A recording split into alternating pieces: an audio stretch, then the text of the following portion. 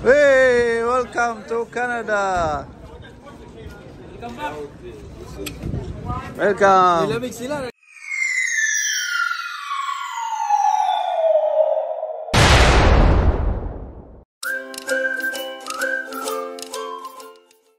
Good morning mga kol. Mayo 1, Labor Day. Yan, pero may trabaho pa rin dito sa Canada mga kol. Magsusundo kami ngayon kay Anaklito mga kol kasi ngayong araw darating sila, buong pamilya niya. So meron siyang 3 anak, siyempre isang asawa, tapos si Anaklito. So gamit natin si Cathy mga kol. Tapos yung sasakyan din niya gamit natin. Doon no? Sana yun? Yan. So si Brother Jimson yung nag-drive mga kol. Pinagkasiliwaan natin. Yan, so kasama natin si Jilo. Say hi Jilo. Yan, so walang magbabantay kaya isasama natin. So darating sila ng alas 10 mga kol. Hopefully walang delay kasi yun yung itinerary nila. Tapos malapit na mag alas 10 mga kol kaya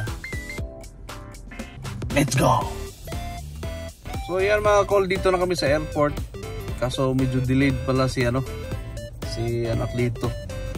So darating siya alas 11 daw. So dito na kami sa airport 10:30.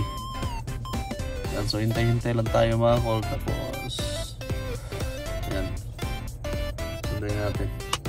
So yan na mga kol, nag-text na si Anaklito. Actually tumawag pala. Andito na sila sa airport. Hinihintay lang yung luggage nila.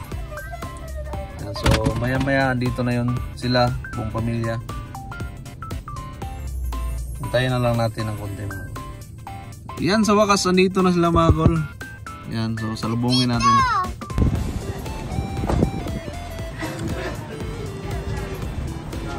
Hey, welcome to Canada. Welcome back. Welcome. Nilamig sila. Kala nila mainit. Malamig ba?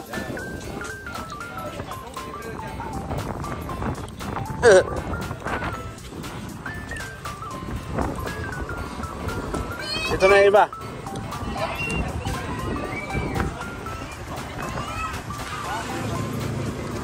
Kumusta biyahe?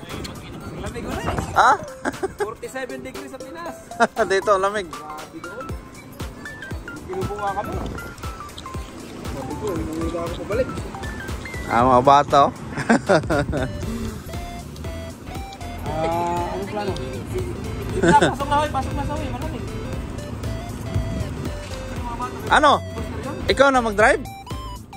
O, may lisensya ka? Punta ko lang kayo, kapag tulog dito. Magbaba ka. Sige.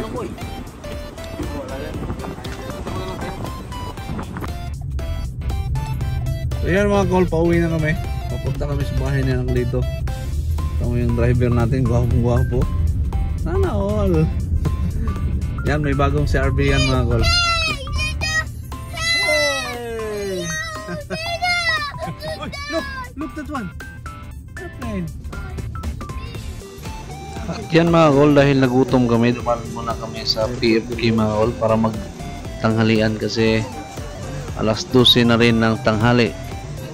Ayan, so gutom na gutom yung mga tropa mga kol. Pagkatapos nito, dire-diretso na kami sa bahay ni Anaklito.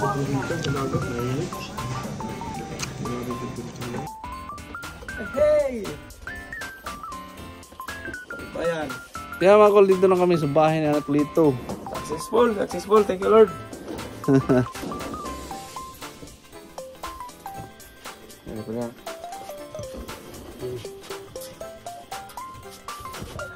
Dito kami sa Saint Anne de la Pirad.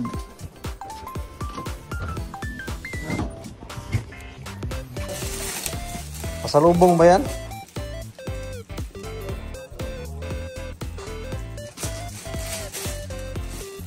So yan mga kol, nahatid na namin si Anaklito sa bahay niya. Yan, so congratulations sa iyo Anaklito kasi buo na yung pamilya dito na sa Canada. So yan lang yung mga pwedeng mangyari dito mga kol, na pag nandito ka sa Canada pwede mong makuha yung pamilya mo. So yan ang kinaganda dito sa Canada, kasi nag-abroad ka tapos nagsipag at ngayon kasama na ang buong pamilya. So yan yung reward mga kol sa ilang buwan, ilang taon mong pag-i-stay dito. Sa wakas makakasama na ang pamilya. So kayong mga bago pa lang dito, kunin nyo na yung pamilya nyo para mag-unite kayo. So madali lang kunin yung pamilya mga kol, lalo na pag skilled, bibilong sa class A tsaka class B. Ang dali, wala pang isang buwan, approve na yan, basta wala lang problema sa medical. Yan, tsaka mas mura rin pag mag-DIY. Maraming video nasa YouTube, mga guide kung paano mag-process. Yan, so mag-search lang kayo, manood lang kayo, and then mag-DIY kayo para mas mura. And so once again, congratulations sa kay Anak Lito at sa buong pamilya, and welcome to Canada. So dito na kayo sa bansa na puro utang. Welcome to the utang country. Ayan, so congratulations again Anak Lito, and thank you kay Brother Jimson. Shout out na kasama ko sa pagsundo. Ayan. So sa next video ulit, paalam.